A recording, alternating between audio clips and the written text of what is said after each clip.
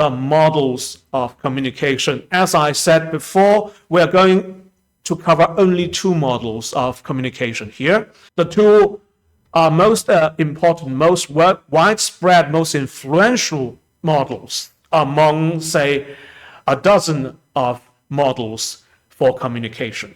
Okay, the first one here is the so-called 5W model of communication, proposed by Harold Laswell in the 1950s. The model is very simple, very easy to remember. Let's repeat after me, okay? The so-called 5W model of communication. The first W is who, and second W says what. Third W, in which channel. Fourth W, to whom. And the last W stand for with what effect. Again, try again. Who says what, in which channel, to whom, with what outcome, effect. Who refers to the communicator or the source of message or sender of message, okay? The message, the information expressed has to come from someone. So it starts from who. Says what? Of course, when we are communicating some content of thought, the content of what you're trying to put across between people or between agents during the process of communication. In which channel? Here, channel, nowadays we might as well refer to channel as medium, or simply put, means. Can you give an example of what channels we use during the process of communication? Can we use phones for communication? Yes. Can we use letters? Can we use emails? These are very common for letters and for talks and speeches. These forms of communication can be as long as the history since the invention of written language. To whom there is a receiver or so-called audience of your message. And the last but not least, what effect do we have with the message, with the information being put across? The impact or the consequence, we might as well call it, of the message being put across. Next page. The functions of communication in our society. When Laswell proposed his 5W model of communication, he had in mind also 3 primary functions of communication in human society. What are they? The first function is surveillance of environment. Through communication, we send message and we receive message about the surroundings, about the human and the physical environment that surrounds us. Surround not only you as an individual, but also the collective you as a group, as a tribe, as a village, as a city, as a community. Example being the news media report on political events, crises, and social issues. Okay, this is rather very important. Of course, the example given here are more complicated. These are, I should say, one of the most complicated forms of communication within human society. But in the primitive forms of society of human beings, or even in the society, the so-called society of sociable animals, that there are different levels of communication. Very important. Communication is as important as the chances of your survival, or being equal to the chances of survival for a lot of social animals. Take a look at the second function, correlation of parts of society. Well, this is the social part of communication. This is the importance of the social element of communication. We are, as human beings, think about it. If you are put on the planet of Mars or the moon alone, by yourself, with yourself, for yourself, are you able to survive there? Or even not that far, you are only left in a jungle, say a very primitive jungle with no human civilizations. You're left on your own with only some materials that cover your body, no more than that. Are you able to survive in that rough, primitive environment? Most likely than not, you're not going to survive for very long. The benefit of living in the groups, in large groups, especially in the modern times, in modern technologically advanced societies, we cannot live without others. It's not possible. It's not possible to survive. It's more possible to live us without the environment of others. So to send a message of valuable message to others, in order to make yourself valuable in the human group, is very important to our survival, to our living in this, to our existence in this modern society on Earth. The example here is editorials, political speeches, expert analysis provided to some raw news. Of course, again, these examples are highly advanced examples of communication concerning the correlation, concerning the function of correlation for different parts of the society. The third function, take a look, is the transmission of social heritage. Again, to pass on knowledge, especially to pass on knowledge and a message between generations, is what makes the human species the most successful species on Earth. Think about it. We can transmit information across generations. In the animal world, in the groups, in the species of animals that are much less advanced, that are more primitive than human beings, most complicated form of passing down heritage, cultural heritage, especially cultural and social heritage, may only happen cross-generation wise in the setting of parent and the children. The mother line teaches the child line how to hunt. And then when the child becomes mother, she teaches her cubs how to hunt. But in human societies, your great-granddad might be a warrior. Until you, 4 generations later, a century later, you might as well still be a warrior, a knight, honoring the traditions set by your ancestors. Because again, we have all sorts of means to pass down information, to send message to the future generations, especially by the means of written text. Of course, nowadays, it's not only written text, sometimes it's multimodal, multimedia content, video, sound, music, so on and so forth, which can be passed down as long as we can maintain the current level of human civilization, especially in terms of technology and engineering, or as long as our technology endures.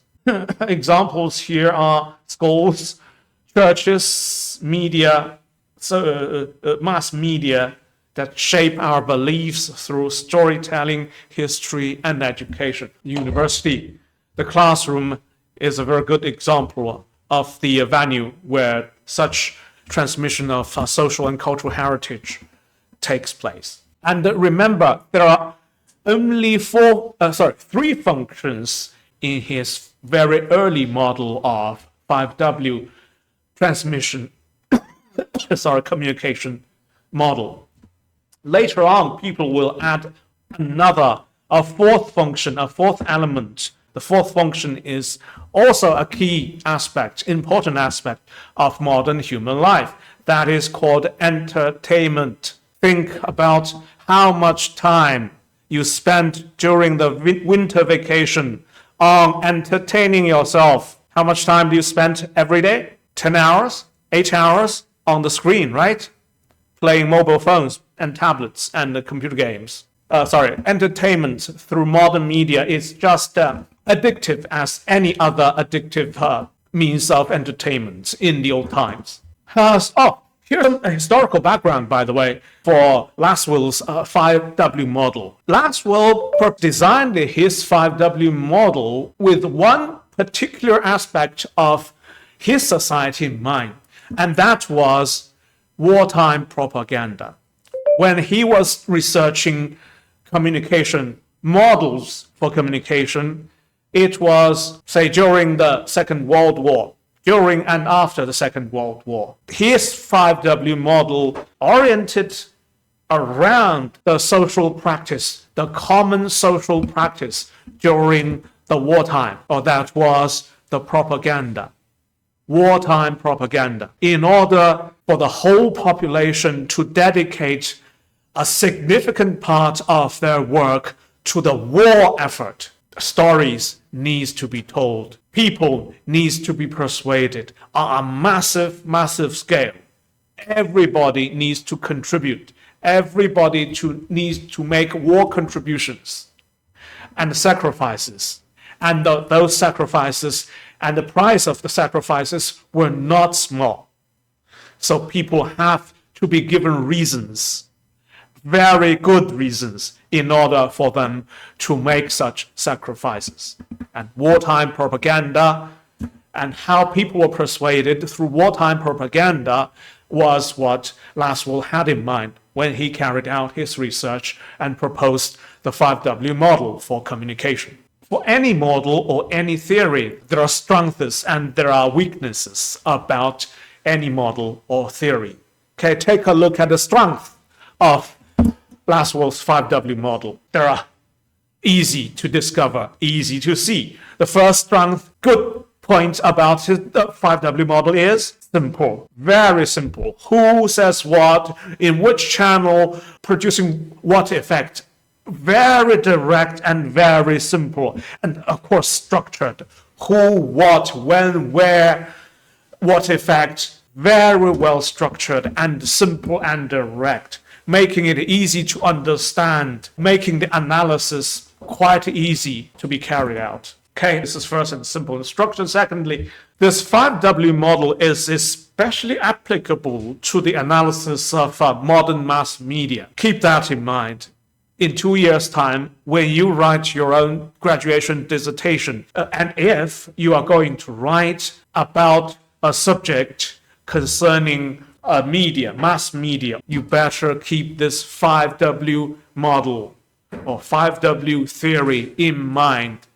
It can be very appropriately applied to the analysis of modern mass media. Advertising, of course, political communication, without doubt. Okay. Third strength is the influence of media is very prominent in such a model. Okay, it's very easy to see how easily or the shaping power of media, of public opinion, and our modern society at large. On the other hand, there are also criticisms of the weaknesses of Lasswell's 5W model, such as this model seems a little bit too simple. It's linear. What does linear mean? Like a line, right? Goes from one end to another end, like a straight line. It's linear. Take a look at the graph in the textbook. Take a look here. Linear. What does linear mean? It goes from one end to another end. Source of message, then through some medium, then to a receiver, producing some outcome, one way. A linear process. From one end to another end, without coming back, without going back, without, more importantly, feedbacks. It does not account for audience feedback or interaction between agents, between parties in the process of communication. Okay, the second weakness is that Lasswell's model ignores social and cultural context. Keep it in mind, keep culture in mind. Without culture, without this human, social, and cultural context and background in environment, communication, I'm not saying communication may not happen at all, but meaningful, useful communication most of the time happen with that human, cultural, social background. Without that, for the pure physical side of communication, well, it can happen. For example, I can just stretch my back as if sending some message, as if expressing myself, but there's not much in it. without clear intention, without myself being put in to the context of a classroom in a university, cultural, historical, social context. And more importantly, or in summary, Laswell's 5W model oversimplifies communication in that it treats audiences as passive recipients. What does passive recipients mean? Take a look again.